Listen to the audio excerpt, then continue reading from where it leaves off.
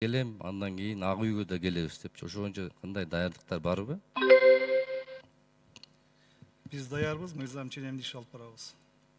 Эми негизинде урматтуу депутаттар, биз мына бүткүл дүйнөгө уят болуп атабыз да, ошо мыйзамдуулукту алып келелик. Болбойт эми, уят болуп атабыз. Рахмат. Урматтуу депутаттар, жыйынга катышуу үчүн Кыргыз Республикасынын президенти Жээнбеков Сооронбай Шарипович жыйынга келди. Сооронбай Шарипович.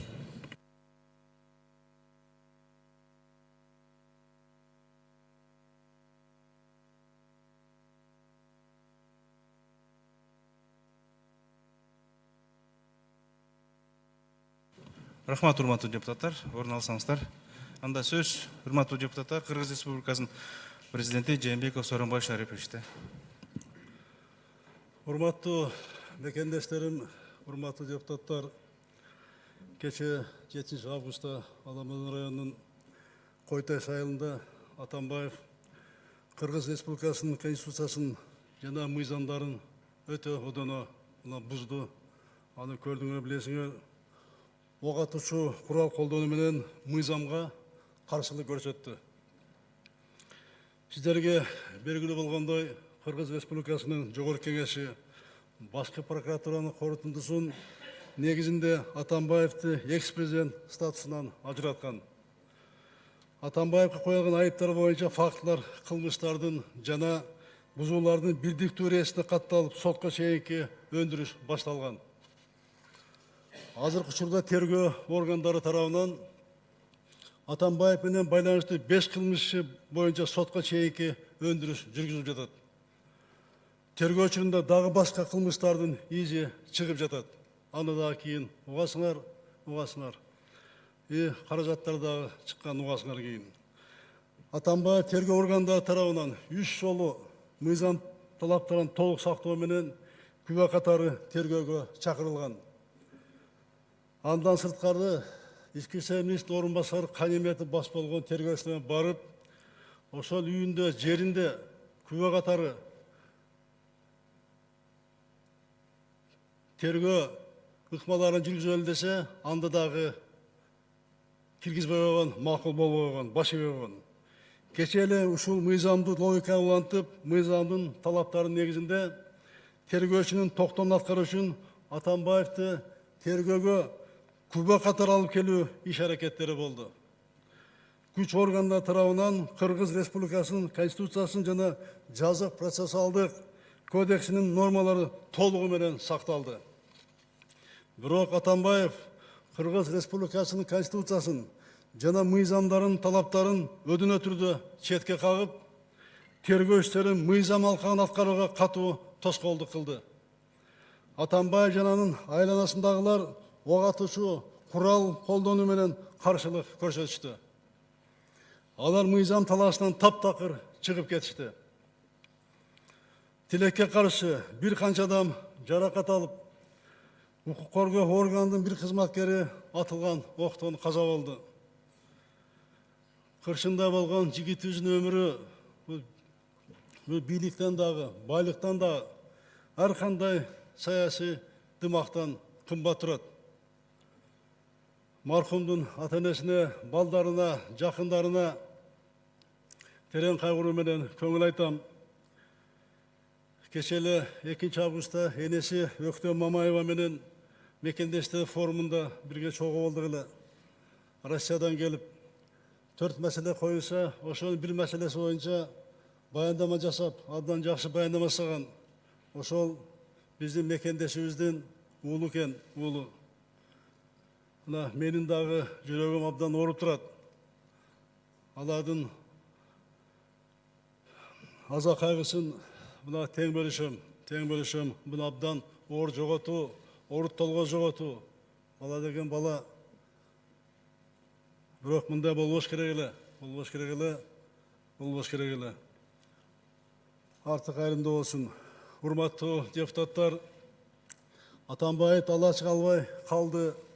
Бийлик алсыздык көрсөт деген ачуусунга карабай, Койташка кошумча күч жөнөтүлгөн жок. Кырдаалды мындан ары курчутпоого аракет кылдык. Атамбай тарабынан ок атуучу курал колдонулганына карабай, атайын күчтөр аягына чейин ок чыгарган жок.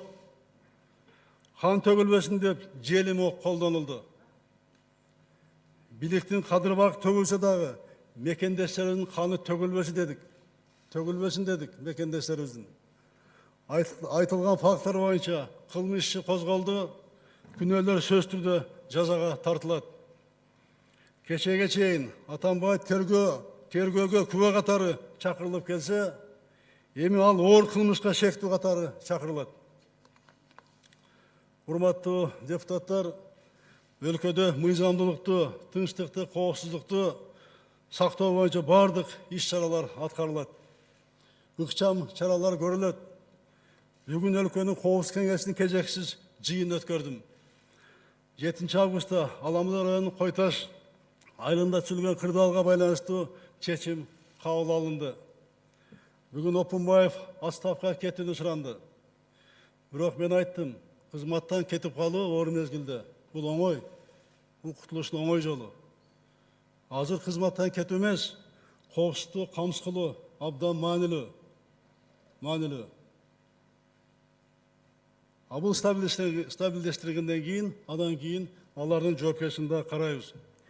Элди бөлүп жарууга, туруксуздук кырдаалын жаратууга жол берилбейт. Бул үчүн мамлекет күчү, саясий эрк жетиштүү. Урматтуу мекендештерим, Кыргыз Республикасы укуктук мамлекет. Мыйзамдын талаптарын бардык адамдар тарабынан кынтыксыз аткарылышын камсыздоо мамлекеттин милдети. Алдамчылардын азгырыгына алдырбагыла. Чагымчылдардын аракетине чогуу бөгөт коелу. Айрым күчтөр бул процессти Жээнбеков менен Атамбаевдин жеке тиреши деп жатышат. Бул эки адамдын тиреши эмес. Бул коррупциянын туу чокусу болгон бардык кылмыштуу иштерди ачууга, тергөөнүн мыйзам чегинде таза жүрүшүнө, соттук процесстердин адилеттигин камсыз кылууга каршы жасалып жаткан күрөш. Бул мыйзамдуулук менен өзүн билемдиктин, өз кызыкчылыгын мамлекеттен өйдө коюунун тиреши. Тилекке каршы өлкөбүздүн тарыхында бир нече аттуу баштуу саясатчылар камакка алынган учурлар болду. Баары тең мыйзамга баш ийип, тергөөгө келип, сот өкүмүнө баш ийишкен. Ал эми Атамбаев жеке керт башын ойлоп, тергөөгө баргандан баш тартты. Элди, жарандарды курмандыкка алып баруудан да кайткан жок. Урматтуу мекендештерим, өлкөбүздө тынчтыкты, коомдогу коопсуздукту, элибиздин тынч жашоосун сактайбыз. Сактайбыз буюрса, бизнестин корголушун, жеке менчиктин кол тийбестигин камсыз кылабыз. Жарандарыбыз, элибиз кабатыр болбогула. Мамлекеттик бийликке, мыйзамга ишенгиле. Бардык саясий күчтөр биримдикте чогуу бололу. Коомдун ынтымагын, элдин тынчтыгын баарынан жогору баалап, сабырдуу бололу. Урматтуу депутаттар, бүгүнкү жогорку кеңеш трибунасын мага берип, трибуна аркылуу мени кайрылуу жасаганга мүмкүндүк бергендер үчүн мен чоң ыраазычылык билдирем.